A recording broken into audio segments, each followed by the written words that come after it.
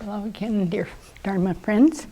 I think I've mentioned before that during this last winter retreat, one of the things I spent quite a bit of time on, to my surprise, because I didn't plan it, but retreats are like that, working on a jealous mind.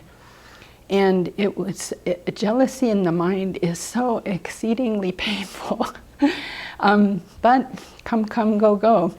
And so after the retreat, I was continuing with a refuge nidra that I have, which is taking refuge over and over again in the Buddha, the Dharma, the Sangha. And as you do that, you attempt to purify all the ways that you've separated yourself from the three jewels.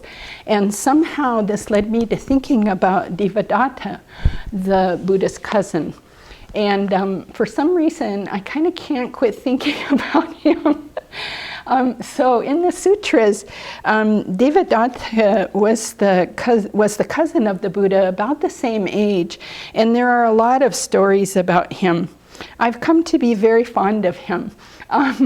And his main thing is jealousy. And he is so jealous that at times he tries to kill the Buddha. This is kind of extreme. But in just exploring this quality in my own mind, and then bringing Devadatta into the purification practice and thinking, well, because I'm a Mahayana Buddhist, I believe his mind stream continued, even if he went to the Vajra hells or the deepest part of hell, he's, has Buddha nature.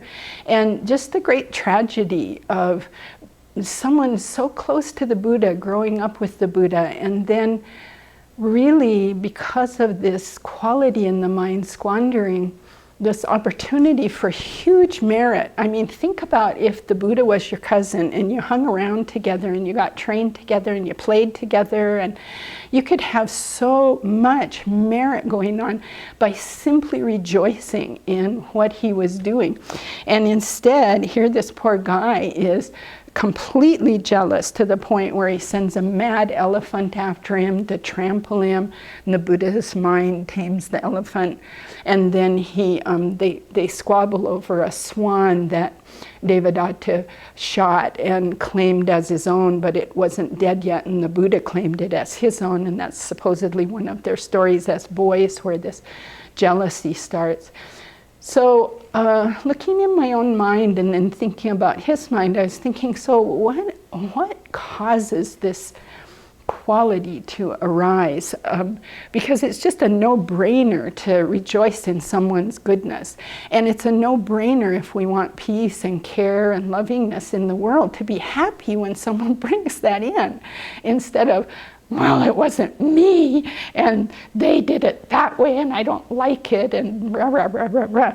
So I ended up really wishing that Devadatta could hear or read this Buddha Dharma Practitioner Quarterly, because it's a wonderful magazine. And the title this month is Heal the Self, Free the Self, bringing together Western psychology and Buddhism to help your practice and your life. So I marked off just a couple of paragraphs. They're interviewing 3 psychotherapist Buddhist types, and they say some amazing things in here. But this really touches on, as I explored this, what comes in my own mind. The basis of jealousy for me is not feeling good about myself. If I can cut that and simply go to my own good qualities and focus there, it seems like the jealousy just disappears. So this is really a key to unlocking it. And I'm just really trying to build this habit of unlocking it in that way the minute I even smell jealousy coming, because it is, as I said, so painful in the mind, and it leads so quickly to anger and undercutting and judgment and to a really, just falling in a really awful ditch that's hard to get out of, so it's best to cut it right away. And the common antidote is to rejoice in what the other person is doing, but I can't just go there. You know, if I'm really jealous, I've tried that antidote, and the closest I can get sometimes is a sort of a sullen, well, thank you. You know, that they did that, just go, thank you. And that's better than what I used to do with my mind. But this article in Buddha Dharma goes much deeper, and I encourage you to read it, or at least just listen to it right now. They're discussing, you know, how you work with these kind of nasty emotions. And Andrew Holacek says, let's see. Oh no, that's the wrong page. I like that one too, but that's not the one I want to read today. He says, we strive for these wonderful visions of Dharma. Actually, this is John Wellwood talking. We strive for these wonderful visions of Dharma, like the notion of our basic goodness, which is such a wonderful way of talking about our basic nature. Yet, even in a community or family where we believe very strongly in basic goodness as the ultimate ground for everything, for many people, it's not our living experience. This is the key. We have to make this basic goodness our living experience.